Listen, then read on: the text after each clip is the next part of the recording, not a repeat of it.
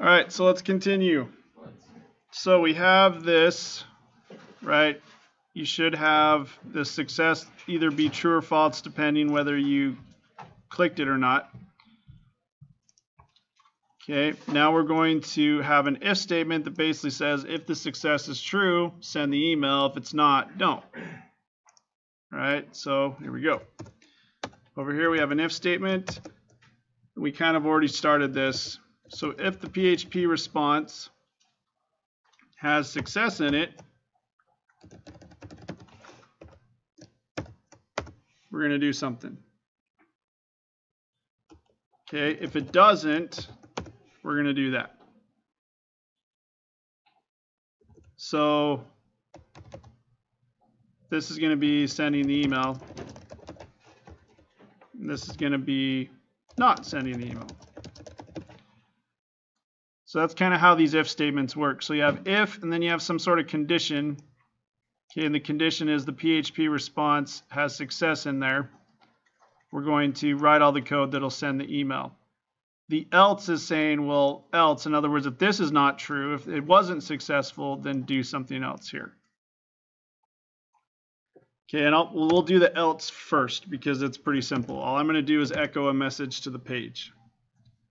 I'm going to say echo, be sure to check the CAPTCHA, or no, something like check the CAPTCHA, or I guess the reCAPTCHA box, something like that. Okay, now you can echo HTML, which is kind of cool. So that will it'll run those break tags as code. So I can echo another line that allows them to go back. Okay, now this is an instance where we're talking about if you have quotes inside of quotes, you got to do the opposite one.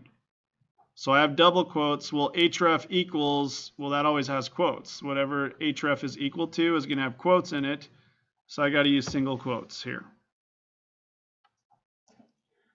And I'm going to have it go to sf.html. In other words, this link is just going to take them back to the form.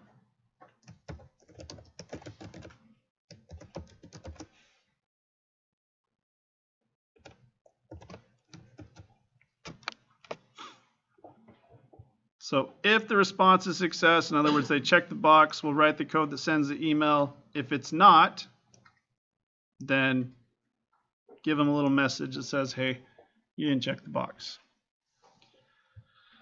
And then I just gave them a link here to go back. Now this is very, very simple. Usually what you're going to want to do is once you've created a website, you're going to have the whole website show up with a little link that gives them an issue saying, hey, it's wrong, go back, whatever. But this is just all we're caring about here is getting the form to work. So we're not going to go that far.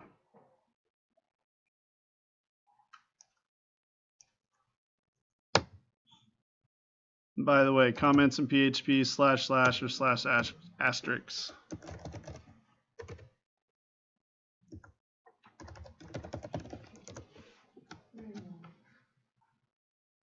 It's a single line comment and the other one's a multi-line.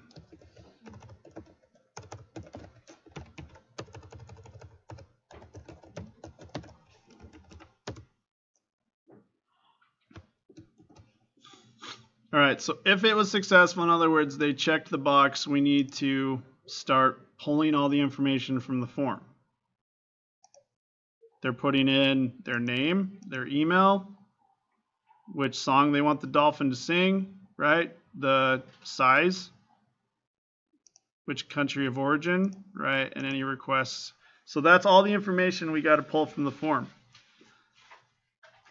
Okay, and we do that with variables. We're going to store all the information from the form inside of variables. So the first variable I'm going to have is their full name. So variables can be really anything you want. I'm going to call mine full for full name. And we use this post array that we used up here to go out to the form and grab what they typed in. So it's post, and then it's the name that we gave that input box, which we haven't done yet. We got to do that now. single or send the email. Did you delete that? Yeah. Was that under there? Yep, that was just a comment, so yeah, I got rid of it.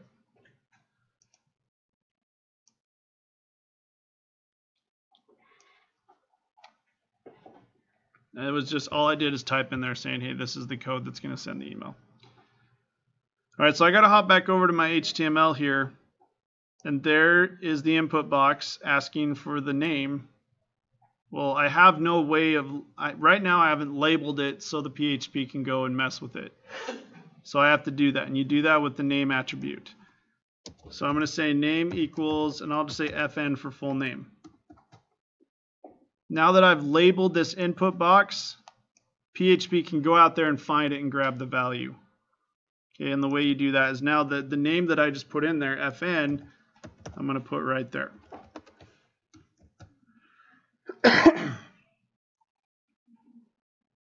The post array, what this is it contains all of the elements on the form. So all the input boxes, all the radio buttons, all the check boxes. The post array contains all of that stuff, and I'm going in there and I'm saying, all right, go into that array with all of the check boxes, all the text boxes, all the text areas, select everything, and find the one that has the name of FN, which is this one. And it's going to take what was ever typed inside of there, and it's going to store it inside of full. So if I typed in Fred George, right, when I hit submit, it's going to go out there, find the element with the name of FN, and it's going to save the value of it. So Fred George. So Fred George would be saved inside of full. So I basically have to do this for all of my form elements now, except for the checkboxes. The checkboxes are fun. They're a little bit different, but everything else functions the exact same way. All right, so I did that for the full name. Now I'm going to do the email one. So I'm going to set up another variable called email and do the exact same thing. Post array.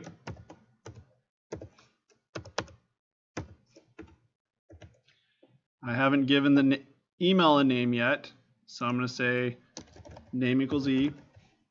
The class is E, so we'll go EM for email. And then EM.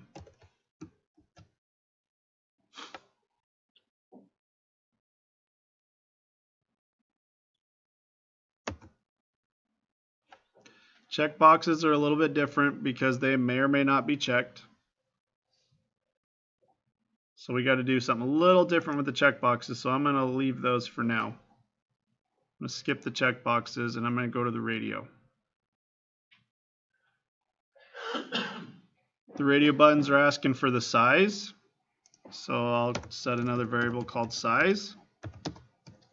Use the post array again. Well, the good thing about the radio buttons, we've already given it a name. Wait. We did that because we needed to group them together.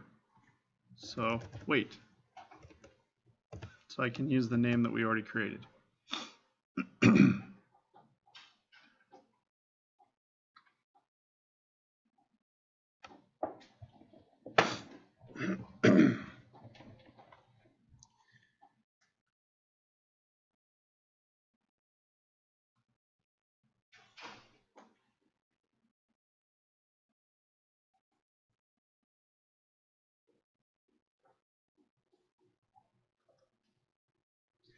Now we have a problem here with the radio buttons and checkboxes.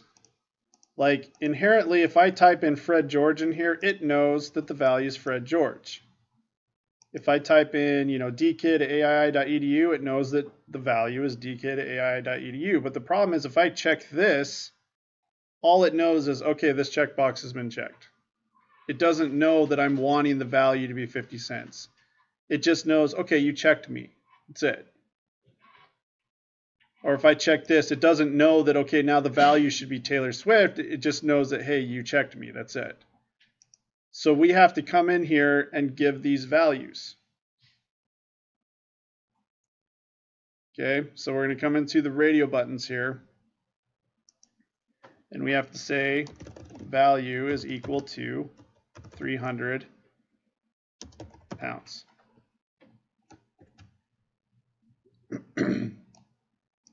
Now that I've given it a value, if I select this radio button, it now knows, okay, you selected the radio button with the value of 300 pounds, so now it has a value that it can pull. Where before it just said, oh, you selected this radio button, there was no value, it had no idea what it was. So basically, when it comes down to it, your value is going to be whatever you have here.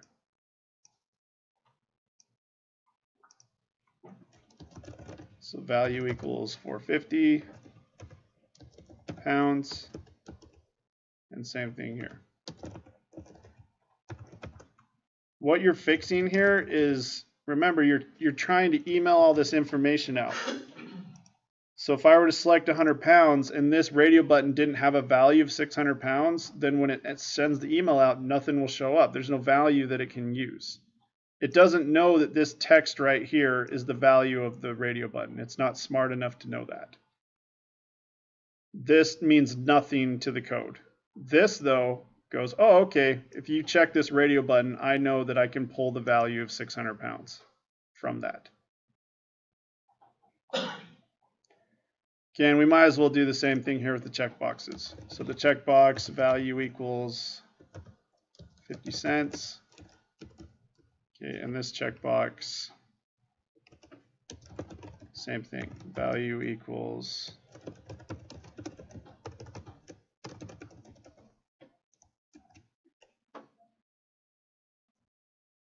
so the value is what will be returned in the email.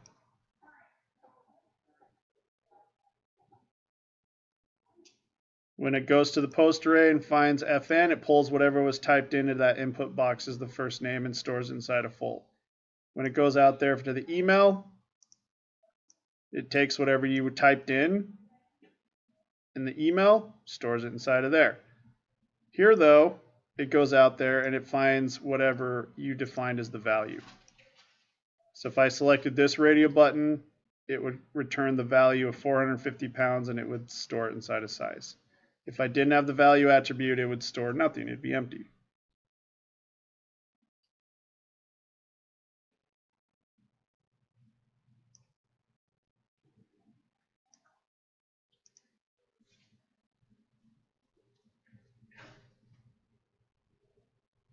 Okay, and this one's pretty easy to do because there's only the problem with the checkboxes is you could either check none of them, check one of them, check all of them.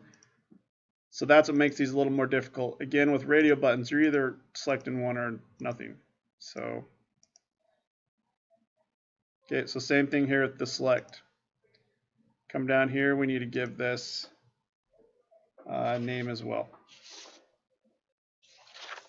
So I'm going to say name equals, I guess I'll call it country.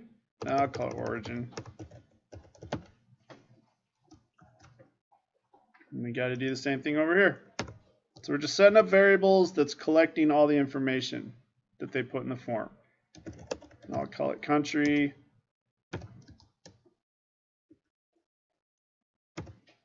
Post. Origin. Yeah.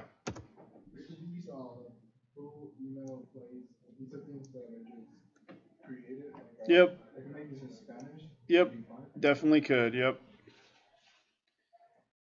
These variables can be whatever you want. They just should be something that makes sense. Okay. These cannot be whatever they want. These are pulling from the form. Like weight. The reason I have weight here is because over here I have name equals weight. The reason why I have origin here is because over here I have name equals origin. So these values are pulling from the form, the names that you've defined on the form. These variables, yeah, these can be whatever you want. Well, within reason. I don't think variables can start with numbers. There's different naming conventions for the variables, but if you just keep it letters, you'll be fine. All right, so we pulled the name, we pulled the email, we'll do the checkboxes in a minute. We pulled the radio button, we did the select. Now we need the text area. So rinse and repeat, man. Same thing. Text area, we're just going to give it a name.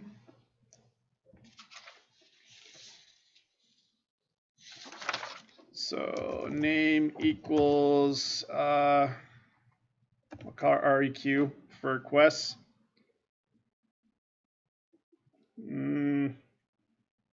Yeah. But really they're comments. So my variable is going to be comments. Post REQ.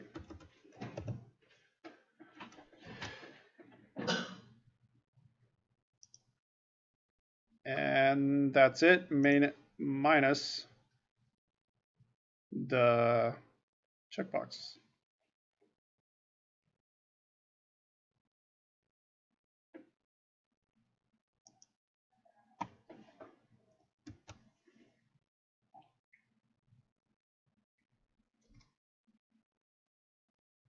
So remember, none of this code runs until I hit submit.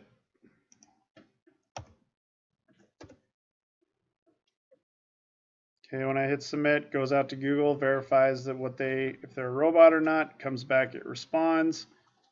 If it responds success, then it starts setting up all these variables and pulling all the information from the form that they typed in, and it stores them in all these variables. The reason why we're putting them in variables is because later on we're going to make an email message that says, hey, dear full name, thanks for emailing me. Like, you know, this is the information you put in, and they can verify it. Yeah, what's up? The drop down menu already? Yep. That was country. Yep. I have like a baby view beside it. You have a what? Like a baby drop down menu, but it's not doing anything. What do you mean it's not doing anything? Well, I have like the regular menu for like the country of origin, but then I have like a smaller one, like right in front of it. It's showing up, but it's like not really doing anything. There's no point of it. Oh, you can get rid of it then.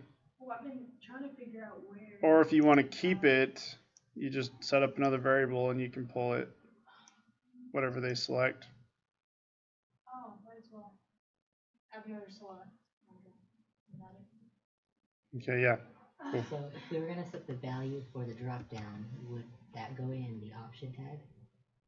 Nope, just right here, name equals origin. It's smart enough to know if I was to select Amazon, it knows that this is the value. Okay. It doesn't, you don't need to have value attributes or anything. Yep. Drop down is smarter than. Gotcha. Yep, smarter than Because of the option other tag. stuff. Yep. It knows that all of the text inside the option tags are the values. So it knows whatever one you select, it'll just grab whatever this text is and store it inside of there. All right, now the annoying one. And I will do my best to explain it. Usually I get very blank stares. All I can do is try. Okay. So the problem with checkboxes, right? That we don't know. There isn't going to be only one. If you had like 5 checkboxes, well, maybe 2 would be checked, maybe 3, maybe 1, maybe none of them. So we got to do a thing called a loop. Loop is a code that just runs continuously until a certain condition is met. An if statement, you know, this runs if it's true, right? That's how if statements work. Loops just keep running until something that you defined happens. So it'll just run over and over and over and over again until some condition is fulfilled. So you got to be careful with loops. You can crash browsers if you create a loop that just runs forever. Yeah. If you say keep running until x is greater than 1, but you never increment x, you never tell x to get bigger and bigger each time the loop runs, well, it's never going to be bigger than 1, so it'll just run forever. Okay, that back in the day, yeah, you could crash browsers doing that kind of stuff, but Chrome now will say, hey, there's a script that keeps running, do you want to stop it? Okay. All right, so we're going to do, hey, welcome. Norma exists. Oh, and Savannah's here too. Sweet. All right, so we're going to be doing something similar.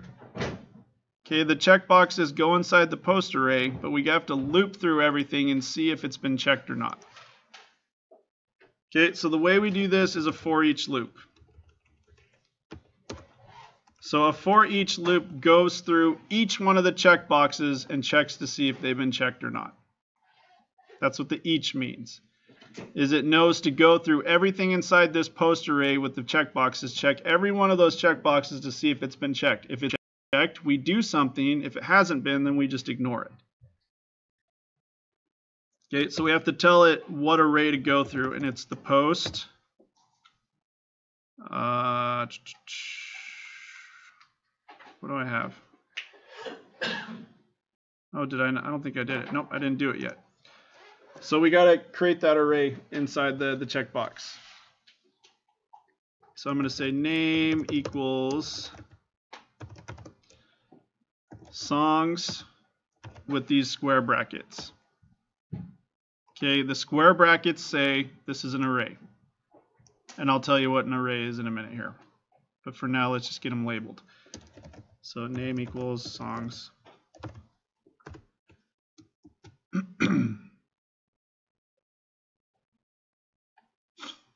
So you'll have the name, and then you'll have these little brackets, which basically is just telling the browser, hey, there's going to be multiple of these. It's not just one option. There's multiple things inside of songs here.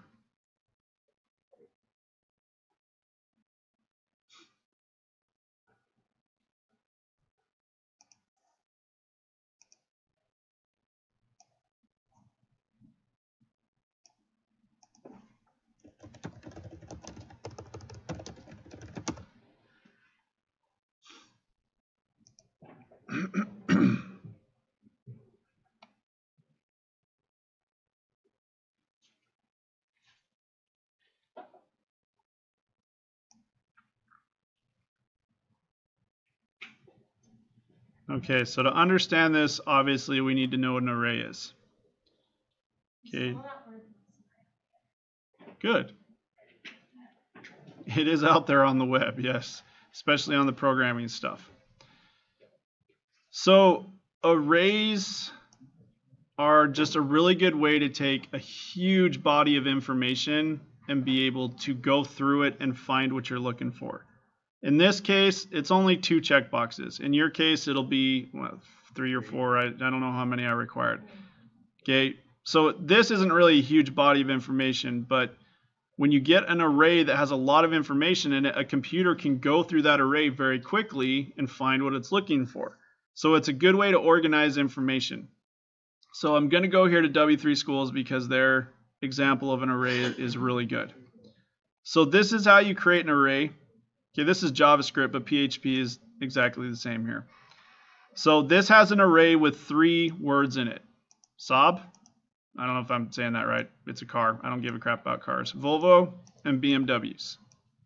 Okay, so I'm going to go to the try it yourself so we can take a look at what they're doing. All right, so it sets up this variable called cars, and inside it, it stores an array. Think of an array as like a little mini database. It holds a bunch of information. Okay, in this case, it holds 3 words, Saab, Volvo, and BMW, inside this little quote-unquote mini database. So now inside of cars, there's 3 values, Saab, Volvo, and BMW. Okay, so then it comes in here and it says, okay, put the value of cars on the page is really what it's saying, and then there it does. It prints it out. So what's being created behind the scenes with PHP is a similar array. Okay, but this array holds everything. So this array, where was it? This array just holds text, but the array that the PHP is accessing holds the input, the text area, the select. It holds everything on the form. All the radio buttons, all the checkboxes, that array holds everything. So this array is actually pretty complex because it's holding everything inside this form. Okay, so that's really all arrays are. And so you can do a little bit more stuff with it. Let's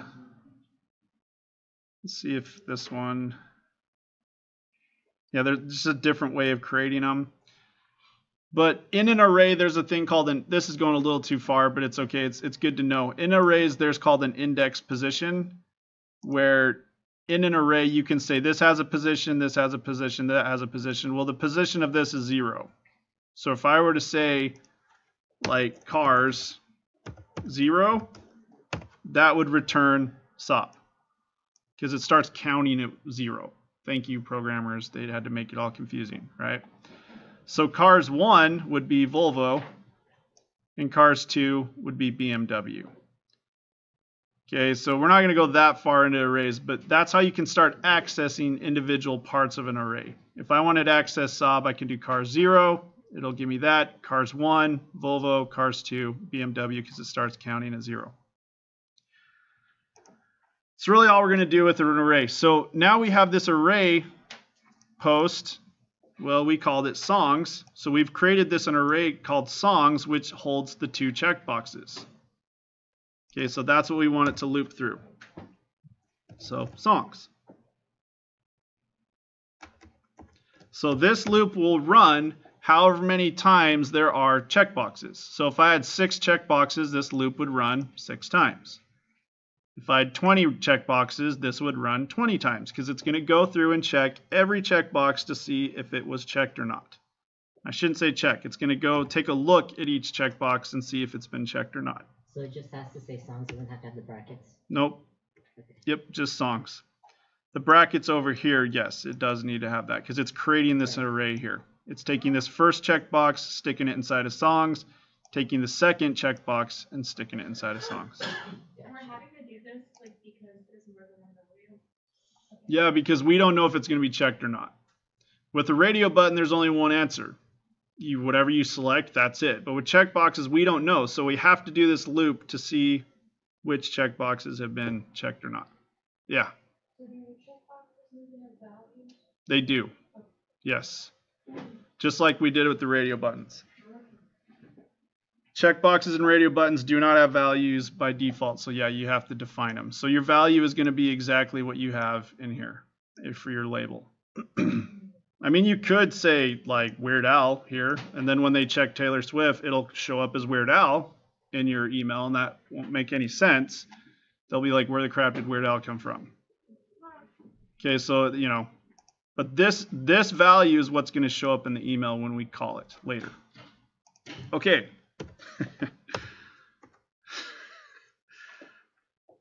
Oh, yeah. Forgot this one little part. So what we need to do now is, so we're looping. Okay. So I have to type in here as I'll say song. So song could be anything? Yes. This is a temporary variable, song.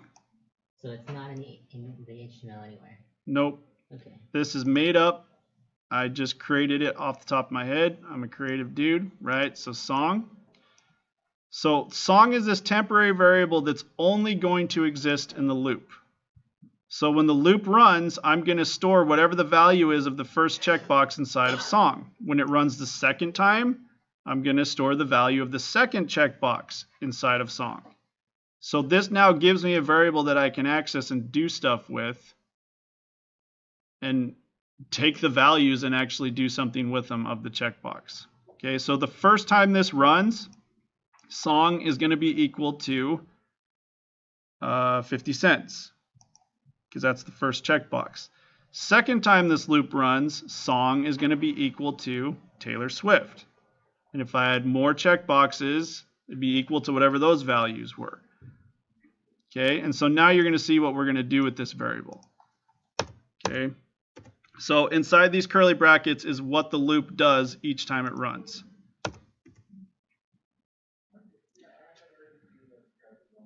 Let's see. I'm going to create actually another variable up here. We're going to call this song names.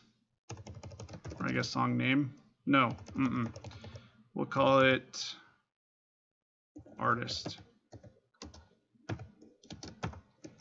And I'm going to set it equal to an empty string. In other words, it's supposed to be a word, but there's nothing in it. A string is like a word, a paragraph, text stuff. So if you ever hear of a string type variable, like a string variable, that means it's a variable that like has sentences in it, words. It's not math, it's not numbers. Okay, so that's what I'm doing here is I'm setting up artist, and I'm just setting it equal to an empty string because we're going to put words in here. Okay, so we're going to take artist.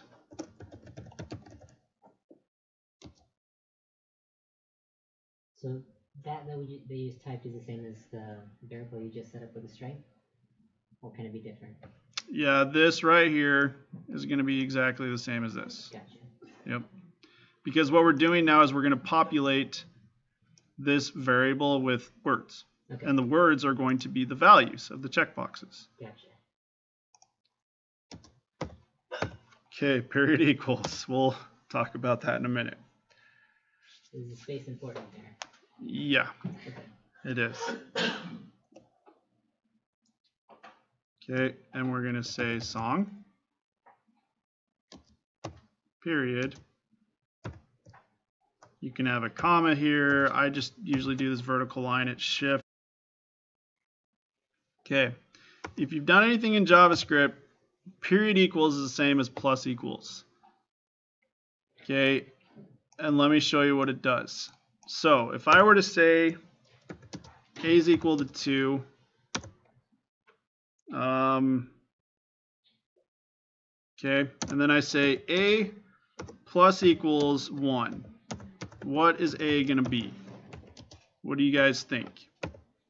Throw it out there. If you're wrong, not a big deal. 2. No. 0. There wouldn't be any negatives here. Nope. There's no negatives. And it's okay if you don't know this. This is like why we're talking about it. I'm just seeing if anybody knows how this works. 0. Nope. Okay, a is going to be 3. Okay, I said 3. Why? That I don't know. It was just a guess. 5. I know this crazy math, right? Yeah. Oh, wait. Because a is now 3.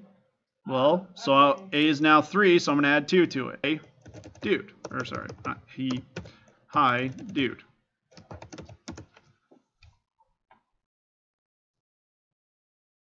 So this is what we're doing here. So the plus equals, period equals, same thing. So if a equals food, we can say a period equals sleep. Okay, and now a is going to be equal to, yep. Now spaces and everything matter. So this would actually be equal to this. Okay, because I don't have any spaces in here. So it's just going to take food and sleep, stick them together. So this is exactly what we're going to be doing here. Okay, so artist is equal to a blank string, nothing in it. So first time this runs, song is equal to 50 cents. Okay, so artist, it's this blank, doesn't have anything in it, string variable. It adds on to it song, which is 50 cents. Then it adds to it a little vertical line. Then it runs again. Yep. So in front of that second period, is there supposed to be another equal sign? Say it again. Is there supposed to be another equal sign there, or is it just the dot now? Just period. The second period? It's just the dot. Okay. Because this is saying take whatever artist was equal to and add to it song plus the vertical line. Okay. So the first time this runs, so we'll just do it like we've been doing before. So artist is equal to this like blank nothing, right? So the first time it, well, I need the $sign here. Okay, so the first time it runs, now the thing is, these only get populated into this array if they're checked. Okay, so if 50 cents and Taylor Swift were both checked, in this array they would exist. If not, they're not going to be in there. Okay, so artist is nothing. I check both. Okay, so the first time it goes, artist plus equals song, which is 50 cents. Okay, and we add right to it, we add a little vertical line. So it's actually this, the first time it runs. Second time it runs. So if we wanted that to be a slash instead. Yeah, it could be a slash, could be a comma, it could be a space. You don't even need it to be there if you don't want it. Okay, so the second time it runs, artist, well, it's already 50 cents with this little vertical line on it. Well, if Taylor Swift is selected as well, it's going to add Taylor Swift to it with the vertical line. Okay, so now you have this variable that every time it runs, it's just getting bigger and bigger with all the stuff that's been checked. Yeah. So does it matter what you name that? What? Named it artist. Could it literally be anything? Yep, I named it artist because that's what I'm doing. I'm putting the artist inside of here. But since it doesn't actually have any value, it could be really. Yeah, I could name this Porpoise. Because I named mine P. Yeah, just whatever you name it, just make sure it's the same down here. I have no idea if I spelled that right, but again, you want your variable names to be they need to make sense. Because I wouldn't want to call this like food if it has nothing to do with food. Like this artist variable is getting populated with the artist name, so that kind of makes sense. Okay, I don't know. It's the best I can do to explain that. Okay, so everything you check, all of the check boxes that are checked go into this array. Okay, this for each loop runs for however many times there are things in that array. Each time it runs, song holds the value of that checkbox that was checked. So artist is empty. First time it runs, the value is 50 cents. So song is equal to 50 cents. So it adds 50 cents to artist with plus, this little vertical line. Runs again. Artist is now equal to 50 cents, vertical line. Well, song is now equal to Taylor Swift.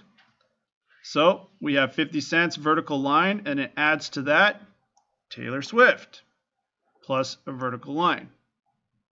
And it'll just go through and populate everything that was checked inside of artist. So when this is done, artist is going to hold everything that you checked.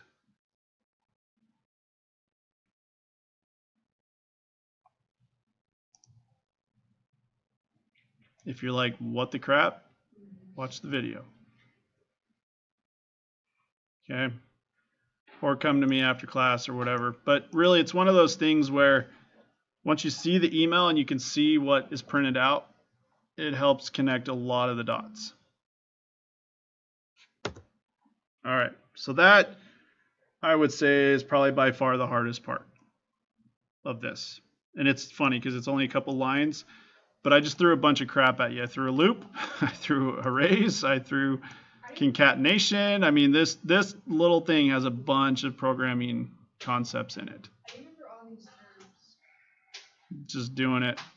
Just like if you know the other language, how do you know all those words? You just speak them. Okay. All right. Moving on. So now I'm going to set up a variable called message, and that's what it's going to be. It's going to be the message. This is going to be the email message that gets sent out.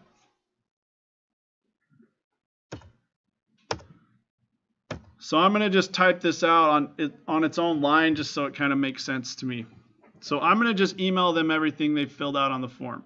So I'm going to say full name. Now this is going to be text. Everything that's orange here in brackets, that's going to be the text that's out to the page in the email. So in the email, it will read full name. Okay, and what I want to do is have a space there. Okay, and then I'm going to use concatenation again. So in other words, I'm going to add to that whatever's stored inside of full, which is the name that they typed in.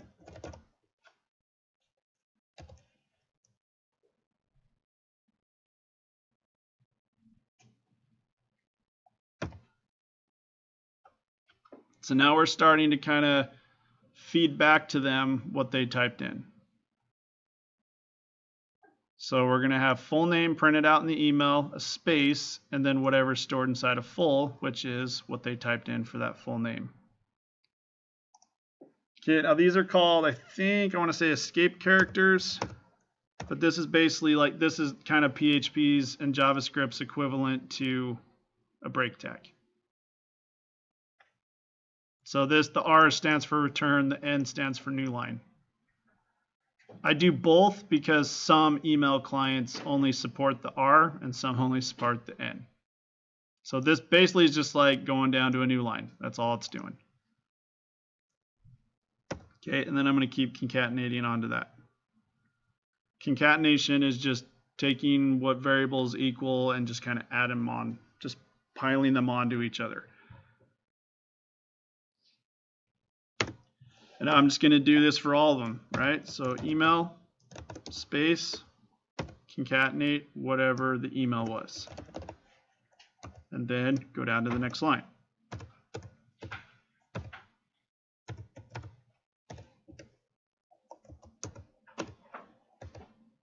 Now the way I'm doing it here with all like enter, how I have them all on different lines and stuff, you don't have to do that. I could have this all be on one line. It's just a lot harder to read. So I'm just trying to make this as easy on myself as possible. So I'll say dolphin size, space, and then the variable size. And then the characters that make it go down to the next line.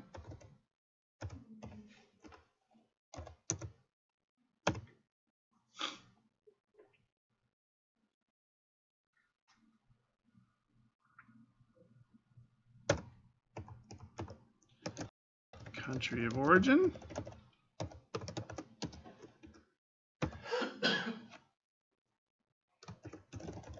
Country. Be very careful that you don't forget a period or a $sign.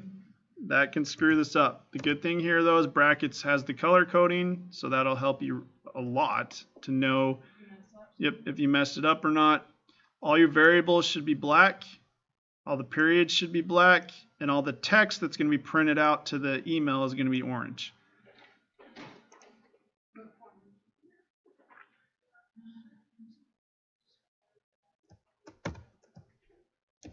I'll say dolphin songs. So these are the check boxes. Okay, remember the variable that holds all of the songs that were selected is artist.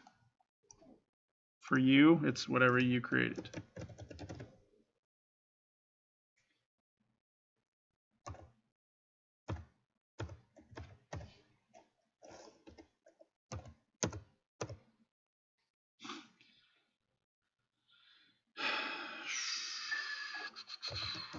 Comments.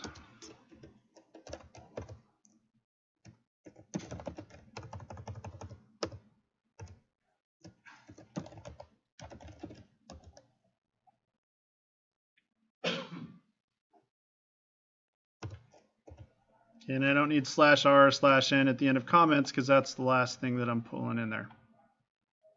So I got full in there, I got email, I got size, I got country, I got comments, and I have my artist. That's all the information that they did on the form. And then I ended it with the semicolon.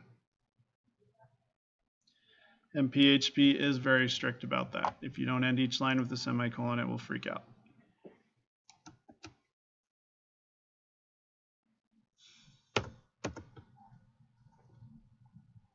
I don't mean this to sound bad, but I hope your brains are hurting. Because that means you're learning, hopefully.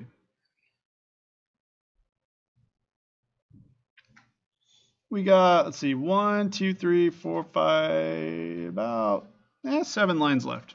What is with the /r/n again? That is basically like the break tag in HTML. So in the email, it'll print out full name and then whatever they typed in, and then it'll go down to the next line. That's all that's doing. /r/n is saying, hey, go down the next line. Yeah, because I don't want full name and then their name and then email right next to it, and then it all becomes this one sentence. Yeah, I don't want that. It's going to be kind of a paragraph of information here, just a little block. And I do /rn/n because some email clients only support R and some only support N. So it's just kind of like Yahoo will do one, Gmail will do another, Outlook will do another. So I just put both in. Yep.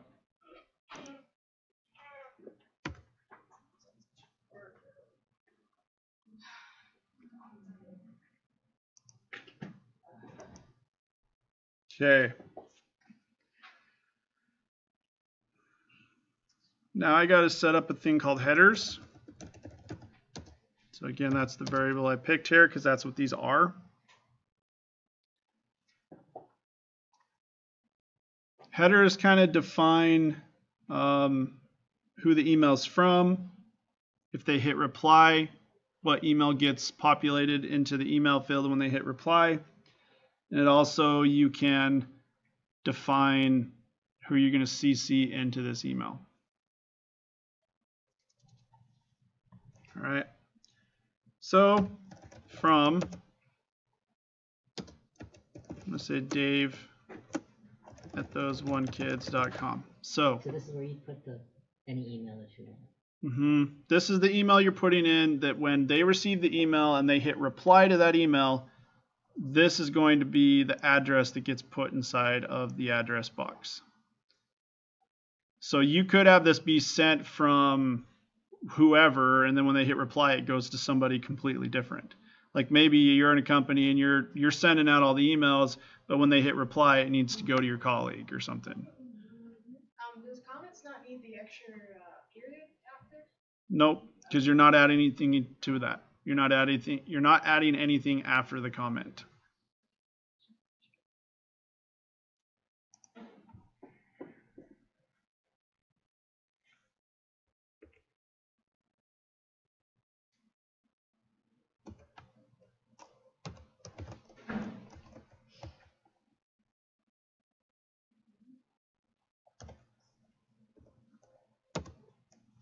Okay, so it's going to be kind of similar to what we just did.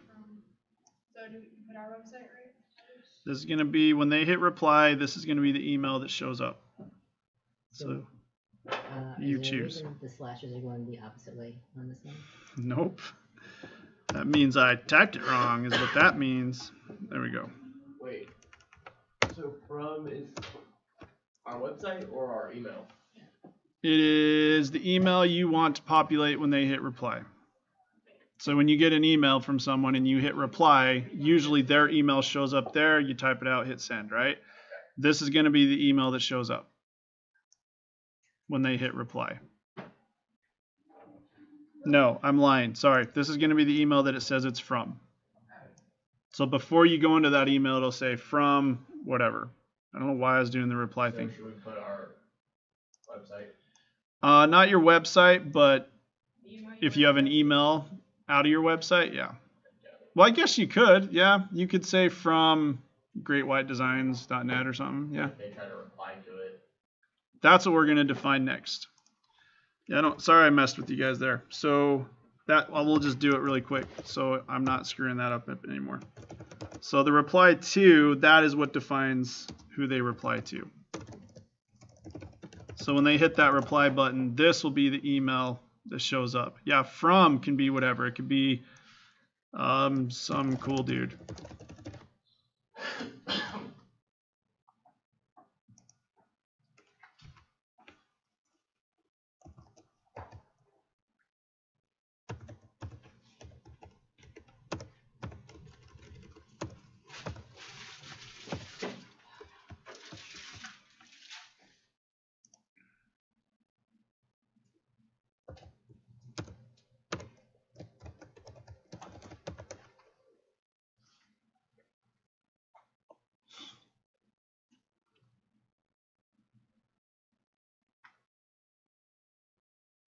So CC. So here you need a, because this is how I'm going to check to see if it works.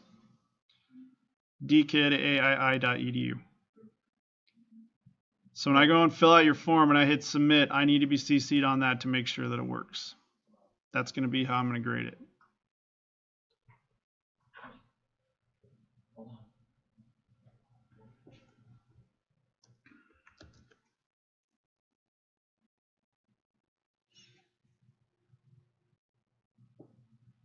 there's another place you can put my email as well, but this is one. So again, maybe you have a colleague or something that needs to have all these emails as well besides you. This is how you can CC people in on these emails. You just comma and then type the emails next to each other. Yep. Yeah, so if you wanted to have more than one email there, yeah, comma, put in the next email, comma, next email. But you can also do it another way, which I'm going to show you here in a minute. Anyway, so yeah, these headers kind of tell the email how to behave, right? So it says who it's from, right? Who it replies to, the CC, and so forth. And we're going to feed that into the mail function here in a minute. Okay, we got like 4 more lines, 3 or 4 more lines, people. We're getting there. So now that we've set up everything, right? We have all these variables that store all the stuff that they entered in the form. We've set up our message that's going to pull from all those variables. Okay, now we've set up the headers, who it's going to be from, who it's going to reply to, the CC. Now we need to tell it to actually mail, right? And you do that with the mail function. Okay, this line of code here, mail, is a function. It's a method that is expecting some parameters, is what they're called. The first parameter it wants to know is, okay, who am I sending this to? And you put that in quotes. I'm going to send it to, no, I'll just do my AII here. No, I already have that in there, so I'll have it go to my Gmail.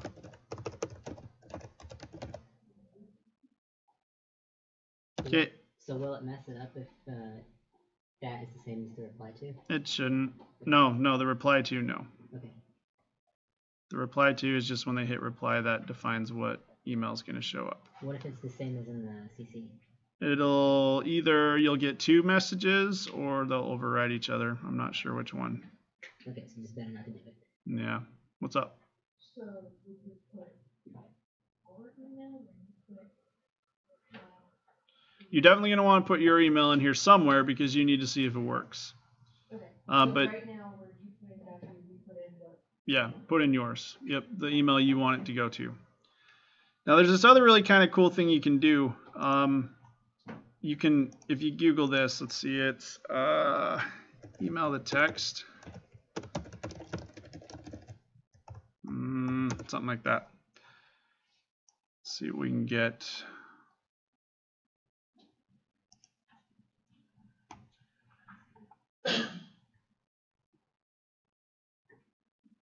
All right.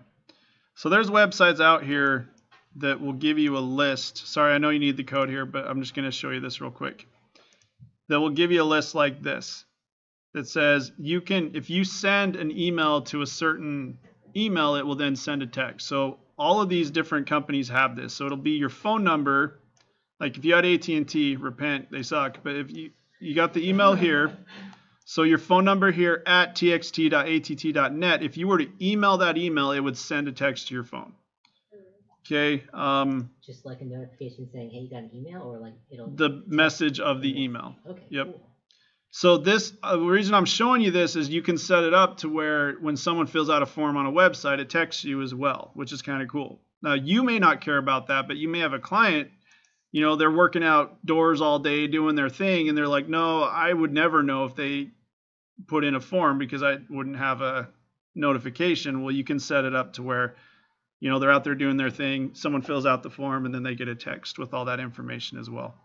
So will it work if, what if you reply to that message, will it send an email back to the email, or will it not work? Or do you have to physically get on the computer? I think you have to physically get on the computer, but you'd have all their information there, and then you would definitely want to make sure in that email that they put in their phone number. So they put in the phone number, hit submit, you get a text. Well, their phone number's in that text, so then you can just click on it and call them or text them or do whatever you need to do there. If you care about saving money, by the way, Republic, they're dirt cheap and they're amazing. I've been with them for like 4 years. They're incredible. Anyways, take a look if you want. Republic Wireless. Would you put a hyphen in those numbers or just Nope, just no hyphen, just your number. Okay, so I guess I can trust you guys. So I'm gonna do it. Don't text me or bug me. Be nice. Be nice, children. Okay. So I'm with Republic, so I'm gonna grab that one. So all you got to do is I could put it in the CC if I wanted, or I could put it in here. I'm just gonna do a comma, throw that in there. Wait, what is that again? Okay, and I throw in my number.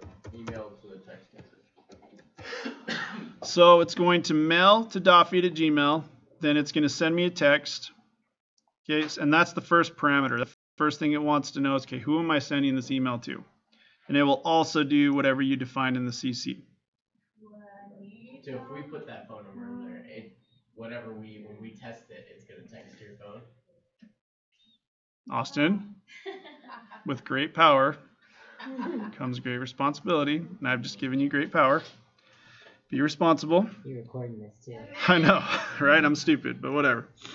But the cool thing is I can block numbers. Be prepared. I can block numbers, people. So I will block you and then report you, and the FBI will come crashing through your house. It'll be awesome. All right, so that's the first thing. It just wants to know, okay, who am I emailing? You can have multiple email addresses here. So you need to have my DKit in there, either in the CC or in here. Okay. All right, so next thing it wants to know is the message. Nope, just kidding. It wants to know the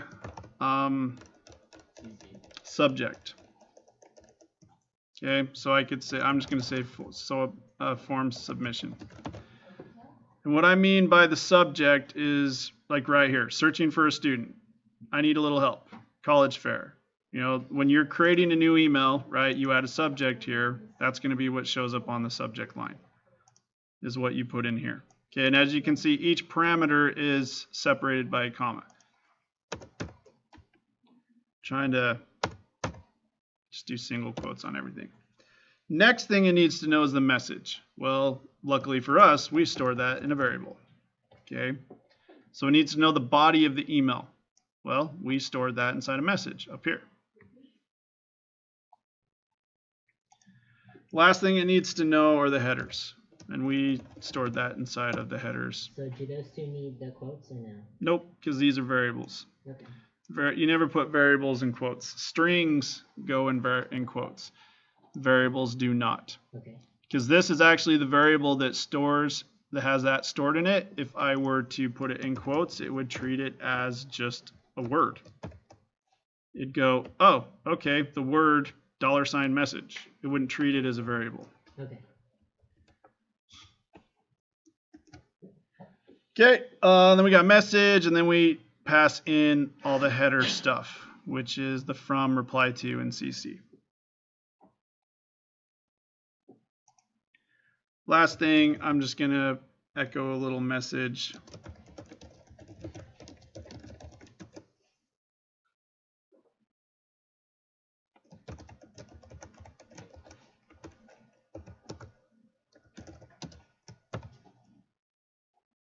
Then kind of the same thing that I have down here, just the go back.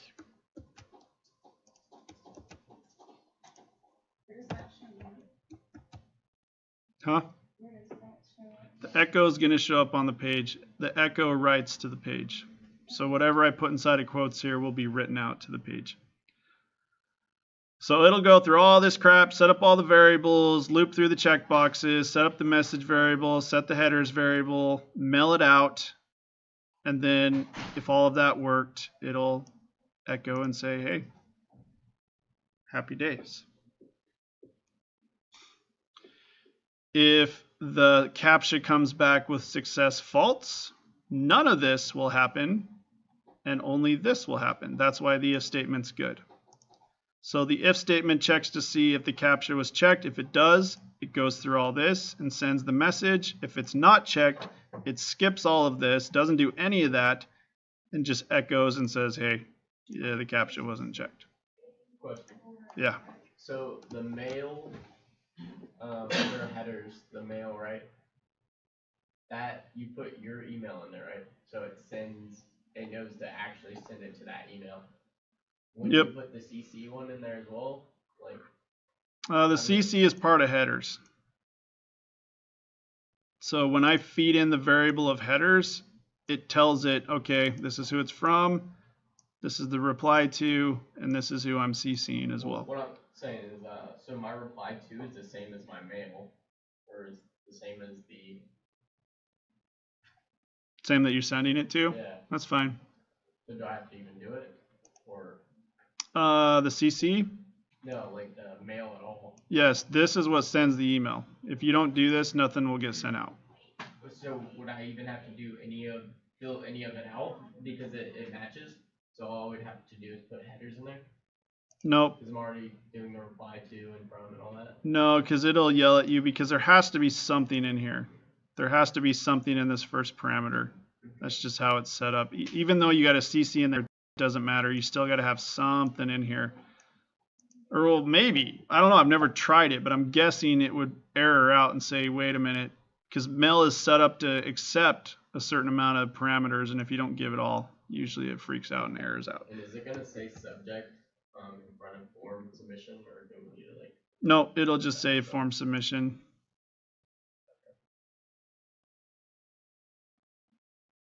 All right. If we upload it, we can test it. Yep. Now, also something to be aware of these text, email to text things. I did this a couple quarters ago. I didn't get the text for like a couple days. It was so weird. I'm like, it's not working. It's not working. And then I walked outside a couple days later. It's like, and I'm like, what? I'm getting them now. So it all depends on how clogged the internet tubes are, is really kind of what it comes down to. Sometimes I get them instantly. Sometimes I don't. Now the emails, yeah, you should be getting instantly. You should be getting a couple seconds after you hit submit. So we should be good, right? Hopefully, right? Let's upload them and see. All right, so I don't need to upload everything again. All I need to upload is my form and my PHP. Those are the only things that I changed. Brianna, what's up? What do you need? I just need the echo, sorry. Okay. And I got an error. Good. Fix it. Errors are awesome. Errors are when you learn.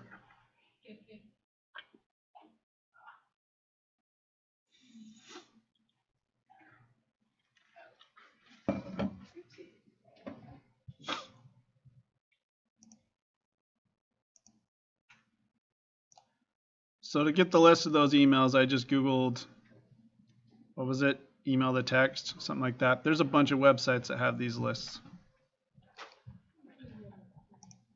If you ever like have a problem and you need to figure out like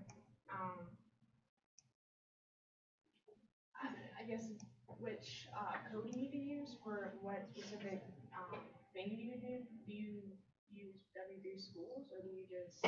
I Google it. I just Google what I'm trying to do, and usually what comes up, not W3 Schools, it's Stack Overflow. Yeah, I've heard of that. Yeah, that website is like a coder's haven. Like just, oh my gosh, like I've fixed so many things because of that website. Because people just go on there and say, I'm trying to code this, how do I do it? And some intelligent genius comes on and goes, this is how. And yeah. Are you recording? I think it's Stack Overflow. I don't know.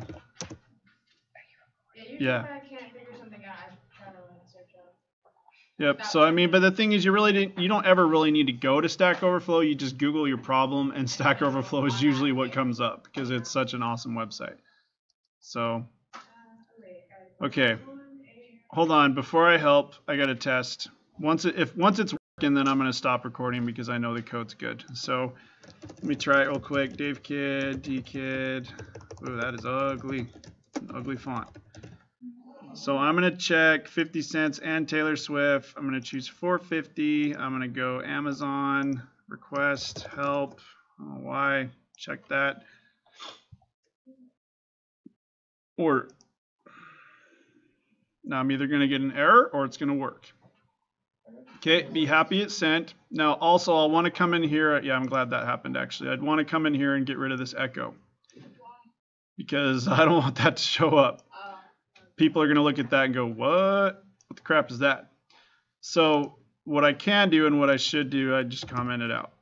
I'm going to keep it there just because I know it's there if I ever want to test it again or whatever. Echo and then the other sets below? Yeah, that one.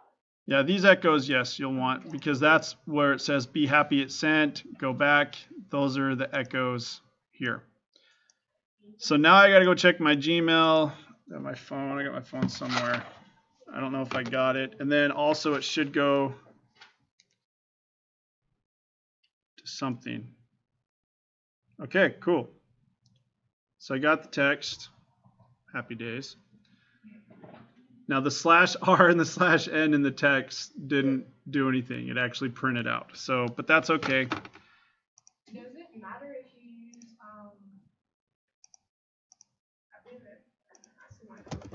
the quotations instead of like the one with just the one? I'm not sure. There's double quotes and single quotes. Okay, Yeah, you can use either or. It doesn't matter.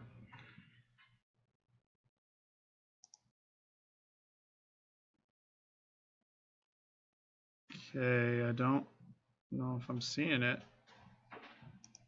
Can you scroll up on the code a little bit when you go back?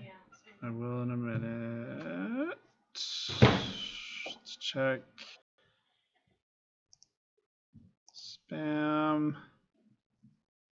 No. This is fun. Here's the code again. What part?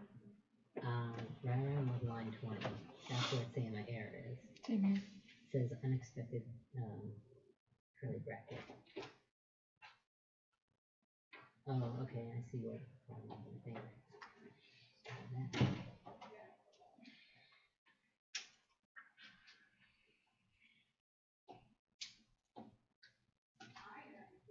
So what's going on? Alright, it is saying that. That's what it was telling me earlier. So unexpected curly bracket. In other words, that's going to mean something isn't either like opened or closed correctly. This is time zone though, isn't it? Time zone, don't need to worry about that. That's just because you didn't set it in your cPanel, Well, but how that's do I do okay. that? 'Cause I want it to stop. Go there. Here, I'm gonna do this. If you're getting, just so it'll be on the video. If you're getting this, the time zone error, go back into your cPanel.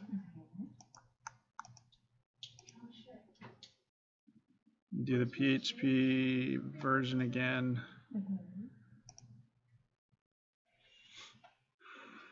Go to switch to PHP options. And then where it says date.timezone, type in that. I don't have that option. That's what I was trying to tell you earlier. And you're like, oh, nope, doesn't matter. It doesn't matter. What are you talking about?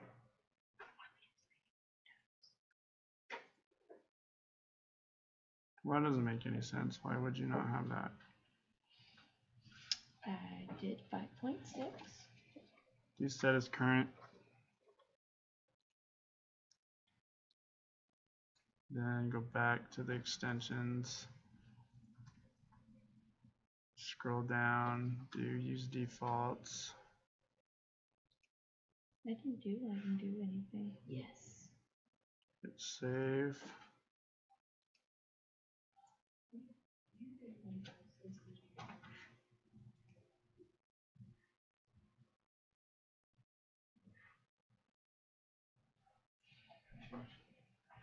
Okay, go back to the cPanel then. Scroll down to the same place where it had PHP version. Do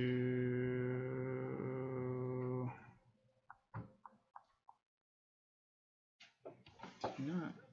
Weird, huh?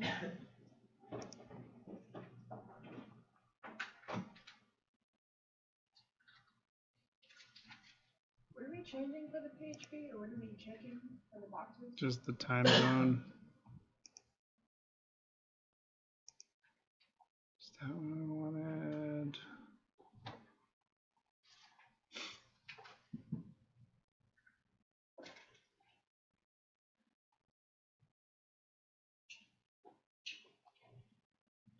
Yeah, Well, if you don't have it, it's probably going to have to be something where you're going to need to contact okay.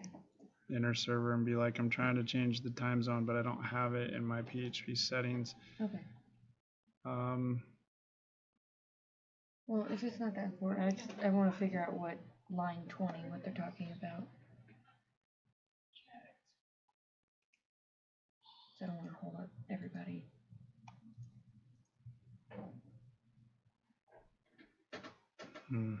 Weird. So where is this curly bracket? Line 20. I don't see next to the one.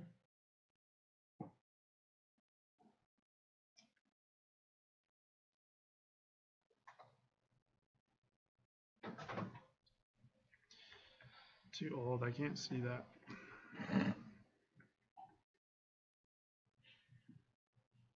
Oh, You we're got it. both. Sorry. Just need to move it over so Okay. I can see it better.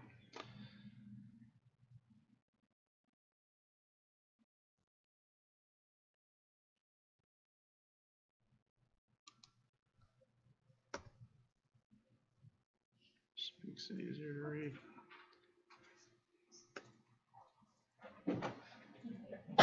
That's not what it was, though, was it? No, Oh, okay. I just do it because when it's all on one line like that, it's harder Oh. for me anyways to kind of read and see what it's doing. Because that's actually harder for me to read. Yeah. Really? Yeah. I like it all together. So what are you missing on that line on 21? What does each line need? Yeah, let's see if that works. That was the problem? I don't really? know, but I know that is a problem. So it's If you go back to your file browser, symbol. lower thing, PHP. go down. Okay. Alright.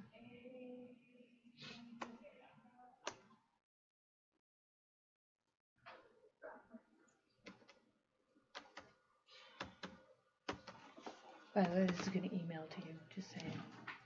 Yeah, I'm probably gonna get all kinds of stuff from you guys. It's gonna be great.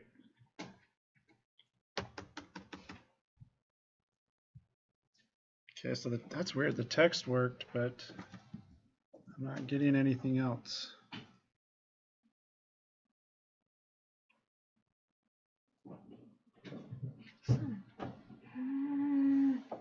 It's okay. Deep breath, because the cool thing is the other one went away.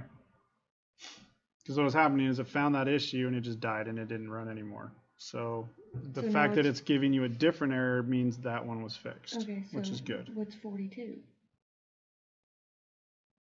Oh, wait, what?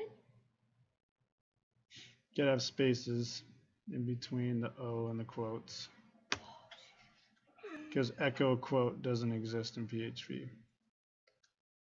But Right. echo and the rest of the stuff does. Correct. What are you missing though? What do you gotta have at the end of each line? There you go. Anywhere else I need to Yeah, put it? on the other line. This one? Yep. Where else am I missing it? These don't need it, right? Because those are dots. Nope, yeah, because that's all actually one line. No, it doesn't need it. Or no, those are dots, right? You do have it there, Yeah, I have it there. which might screw it up. I don't need it there. No, the other one that you have. Wait, what? A couple of lines or a couple of spaces to the left. You have one there. Where? You have another semicolon. Go over to the left few lines or spaces, whatever. Yeah, you just went past it. Oh, I didn't see that. Okay. Because dkit.aii.edu semicolon doesn't exist, so that wouldn't work. So should this work? I have no idea, but we're fixing the errors that come up. That's development, man. That's what you do. You go, does it work? And usually it doesn't. So you check out the debugger and you fix all the. Oh wait, what just happened? Okay, I gotta see if I got it. Now sometimes these type of emails do get blocked, guys, so be aware. I mean, I got the text, which tells me something's working. It is really weird though, because Gmail usually doesn't block it. I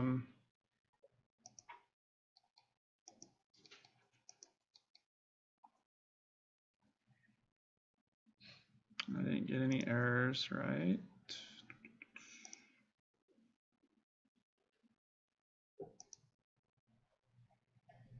Another thing it'll do is sometimes if there's errors, they'll show up in the error logs. And to check those out, I shouldn't be laughing. I'm a horrible teacher. Oh my gosh. It's just funny you went from 1 error to 15.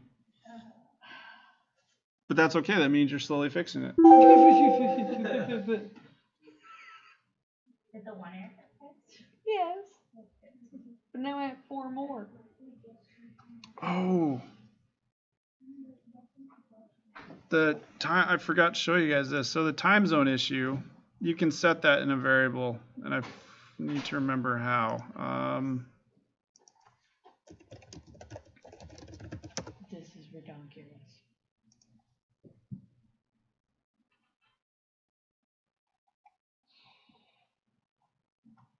There we go. So you can put this in your code to get rid of that time zone error. If for some reason you can't mess with it in your settings. So we're America, Chicago. And that will get rid of the annoying time zone issue. So date underscore default underscore time zone underscore set. America, Chicago.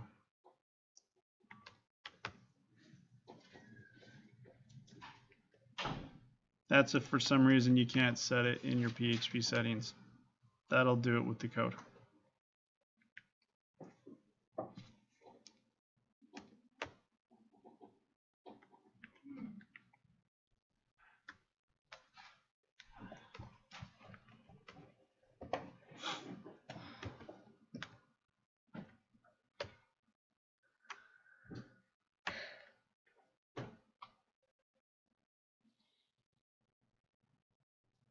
I swear to God. Alright.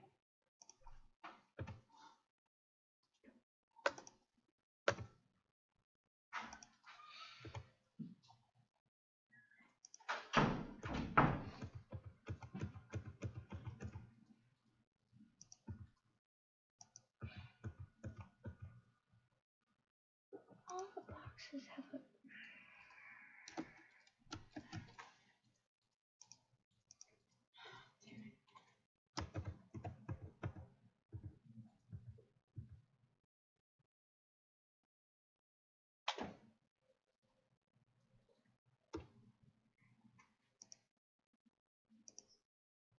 Well, I got something from somebody. Majestic Narwhals? That's me. That is you. How is it? But Mine I hasn't popped up yet. Well, that's interesting. You have all these errors, but it's working. reached the hell out of my Undefined index last name. on 1617. Okay, so this is probably something to do with your variables. Your variables lesson saddle and narwhal. Then it doesn't like your for each. Would you like to see all this? Yeah, because your first name doesn't have anything in it. Your last name doesn't have anything in it. Your address. Oh yeah, because I didn't type anything in there. I just submitted the form blank. You can try doing, try typing stuff in there. And it is texting people, so that's cool. Or it's going to the vtext. Oh yeah, that's my phone number. Wow, my phone's gonna be blown up, I guess. If it goes through, yeah. Okay, so if I type stuff in, maybe it'll be happy? You can try. How are You we can sure try. this works again? If you get an email? If you get an email, you got to make sure your email is inside of the mail functions and all that fun stuff.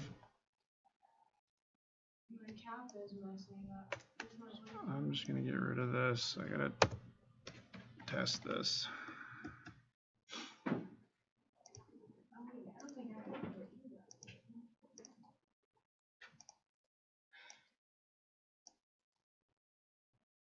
And how do you find your local server for your computer?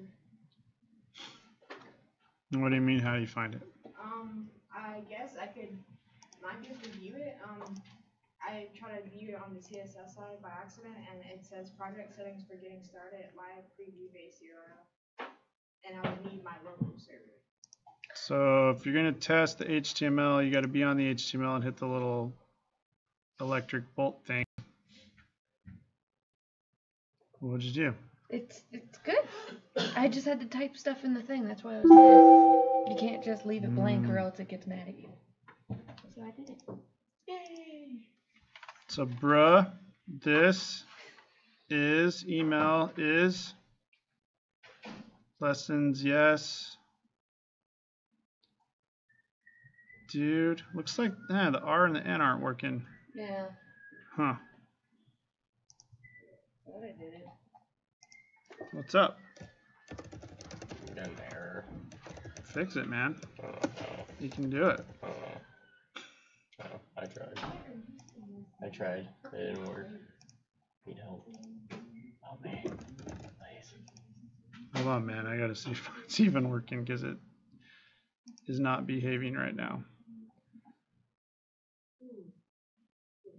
Okay. I'll take yours to work on. Send it.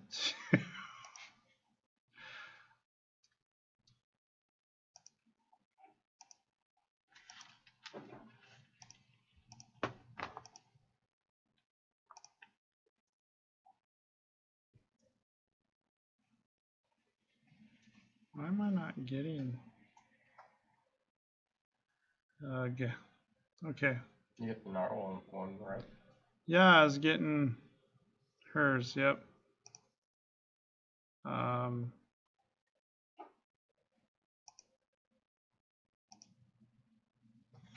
The crappy thing about this is it's hard to tell sometimes if it's just not working or if it's getting blocked by the spam filters of the email people. Right, man. What errors are you getting? Something about my echo down at the bottom.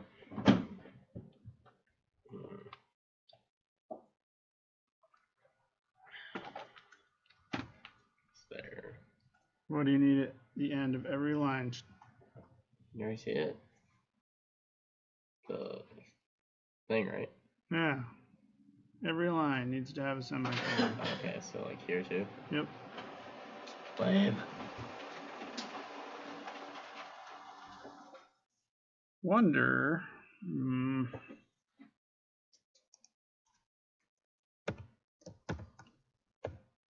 Why is Chicago?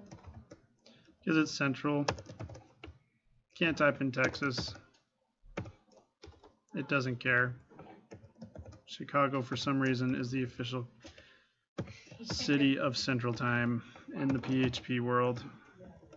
I don't know why. It just is. But does it matter if not everyone goes on the daylight savings time? Does it really matter? I heard like a few states don't do.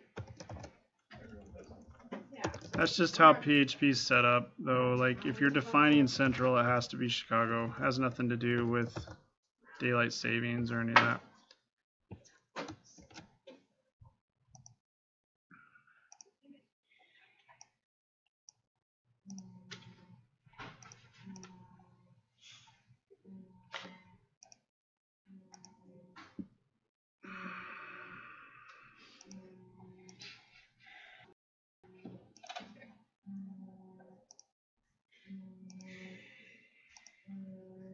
Is that mine? Yeah. Oh.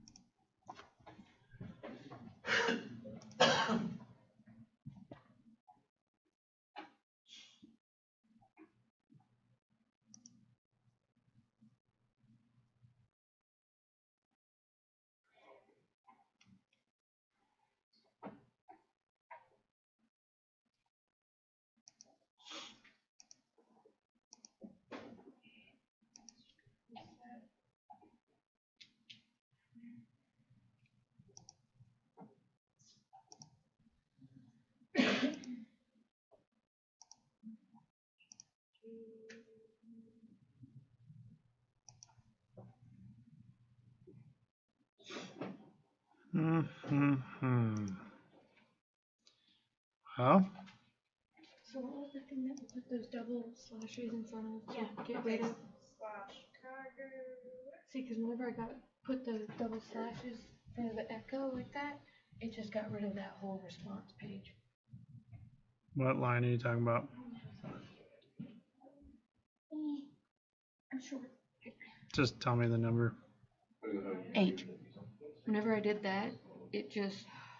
Oh, got yeah, rid that of just whole echoes page. the success or whatever. I know, but it now it doesn't even come up with that little "Hey, you did it" thing. It just doesn't do anything. Okay, now.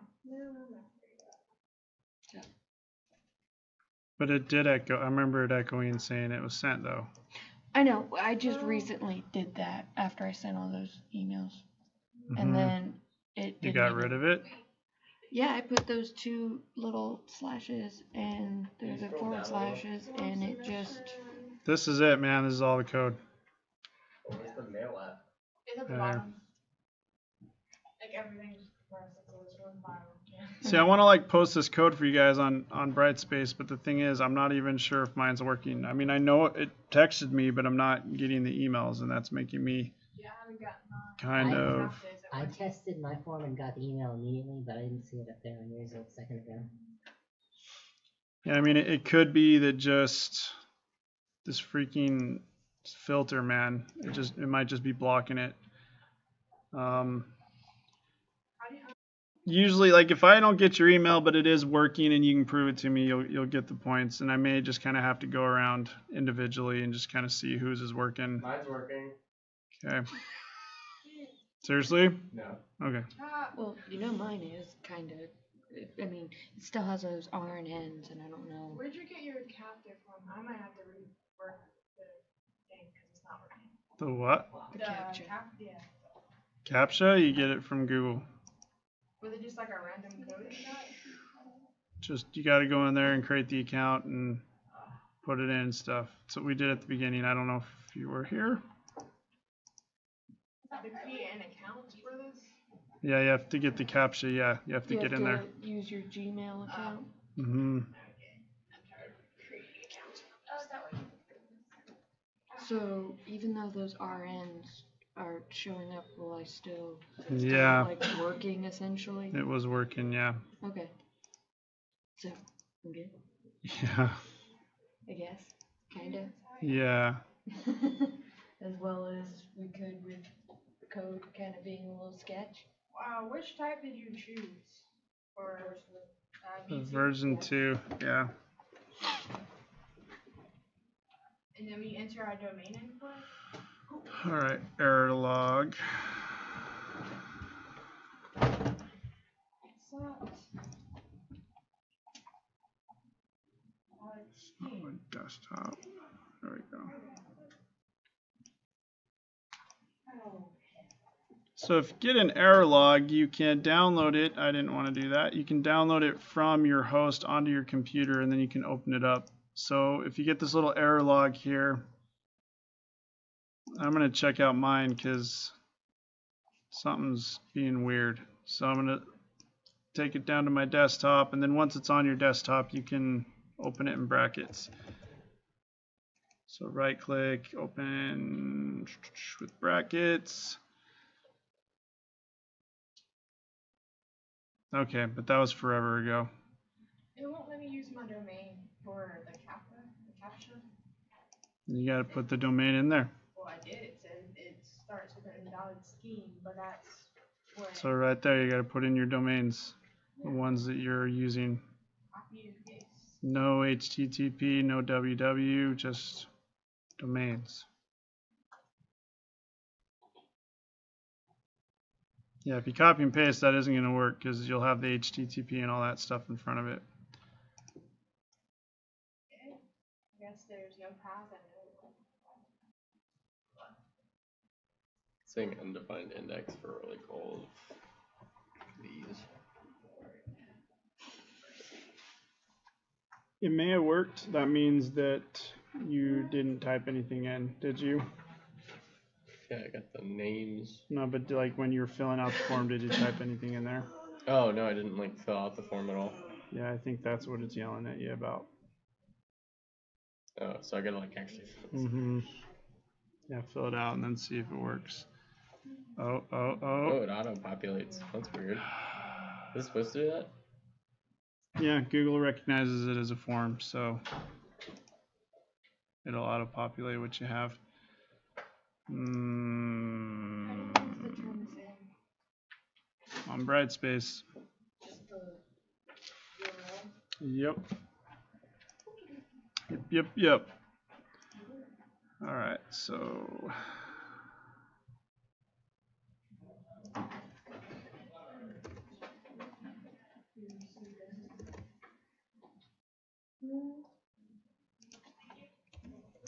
Nope.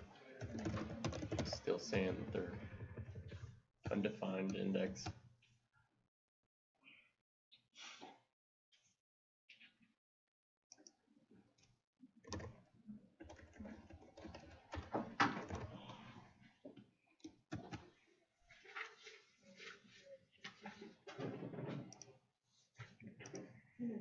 gotta check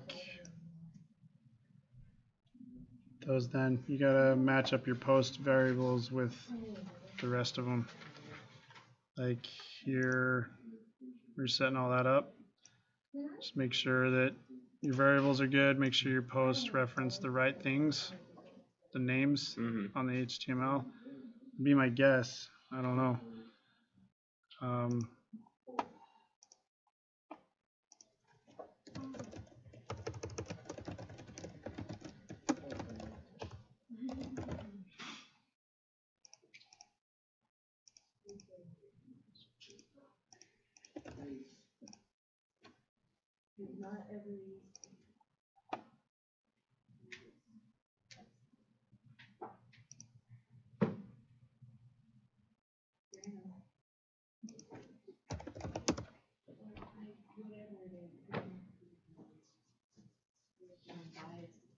Should I get rid of this one? Is that on there twice? You got service on there because that's the checkboxes. Should I get rid of that one because I have it here and here? Yeah, you wouldn't need that.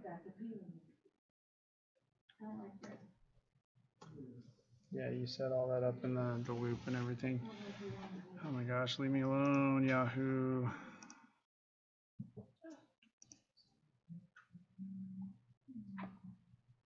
What the heck? Okay, so it worked there.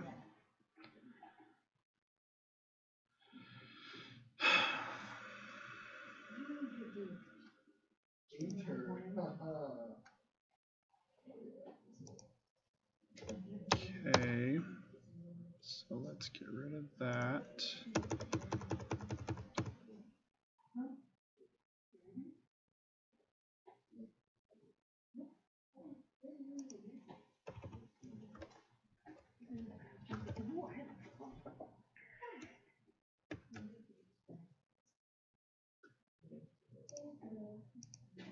Okay,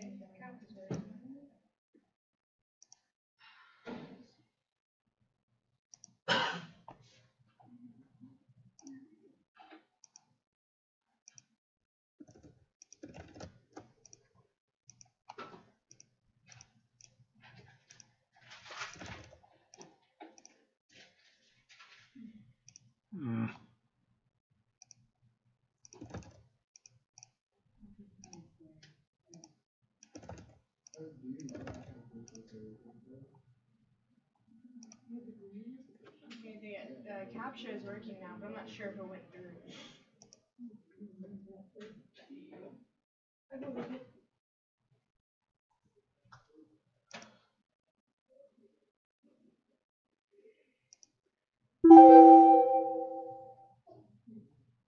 Some at mailchannels.net? What crap is that? Huh. Never did that before. Oh.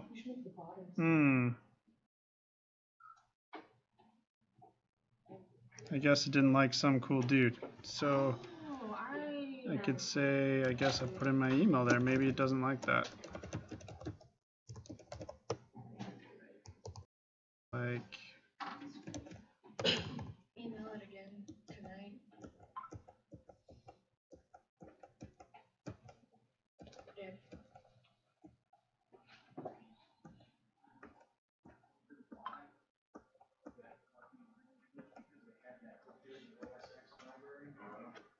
managed to get rid of that error, but you can't do anything.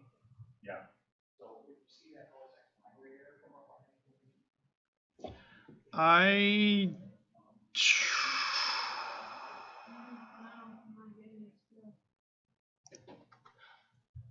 Okay, so, and I'm still recording. There was a lot of empty crap in here, but I don't know. It's weird. Mine wasn't working, and then I think this from needs to have an email in there or something. And if you're having the RNs show up, you can try putting them in double quotes, because once I did that, it seemed to work.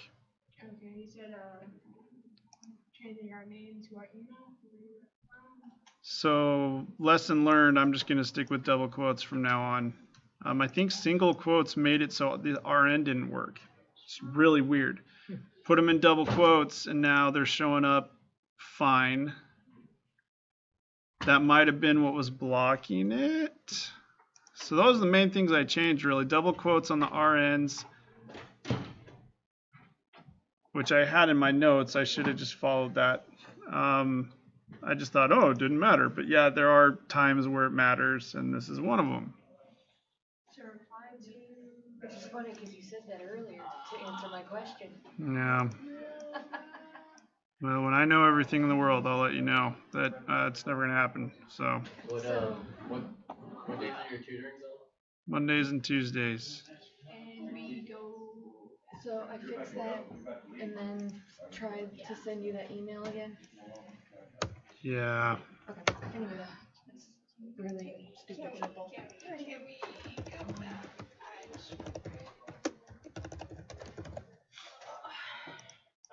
Still getting errors.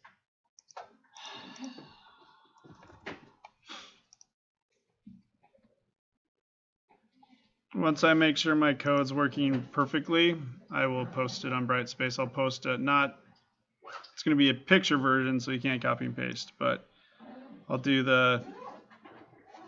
a JPEG there of it. Once I make sure this is working perfectly, I will go back. Yep. The video will be posted when it's done processing. Anyways, let's see. Okay, that's a good sound. Perfect. Worked. Okay, good. Worked perfectly.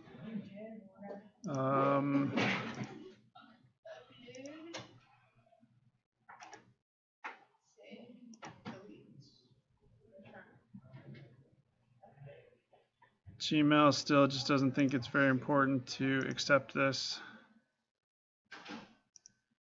Huh. Well, at least I know it's working though.